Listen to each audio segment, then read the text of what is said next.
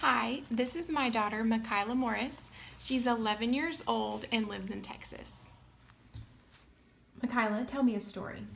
Hello class, today I'll be covering a millennium's worth of European history spanning from the 800s to the 1800s in under 3 minutes. Let's go. In 800 AD, during the medieval period, Pope Leo III crowned Charlemagne, Holy Roman Emperor of Europe. However, as the gospel continues to spread, Vladimir I brought Christianity to Russia in the 900s. In the late 1400s, Tsar Ivan the Great built a Kremlin in Moscow. Catherine the Great expanded and westernized Russia in the late 1700s. After the church split into Roman Catholic and Eastern Orthodox, William the Conqueror defeated King Harold of England in 1066 and started feudalism. Eleanor of Aquitaine and her son Richard the Lionhearted fought the Turks for Jerusalem during the time of the Crusades, which occurred from 1095 to 1291.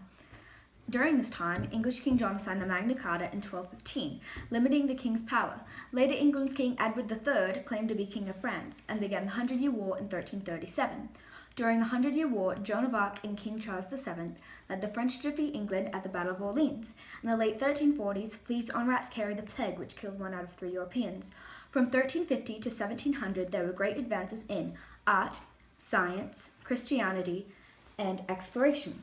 During the Renaissance period, from 1350 to 1600, Da Vinci was a famous inventor, Shakespeare was a famous playwright, Michelangelo was a famous artist, and Copernicus was a famous scientist. In Germany in 1517, Martin Luther began the Protestant Reformation by printing the 95 Theses, which made Pope Leo X excommunicate him.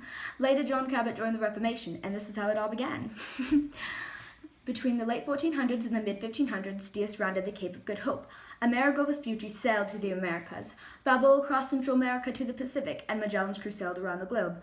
Coronado explored the American Southwest. Between the 1500s and the 1700s, Henry VIII of England, Louis XIV of France, Philip II of Spain, Peter the Great of Russia, and Frederick III of Prussia ruled during the age of absolute monarchs. In France, there was a growing desire for freedom, equality, and brotherhood.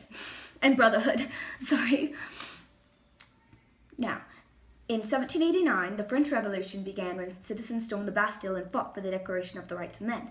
Later, during the Reign of Terror, the aristocrats' heads were removed by the guillotine. Napoleon Bonaparte of the French Empire was defeated at the Battle of Waterloo by British General Wellington soon after the War of 1812 in the United States. This concludes my story. Thank you, Kyla. Thank you. I, Sarah Morris, grant National Memory Masters permission to use this video for promotion of National Memory Masters. Bye.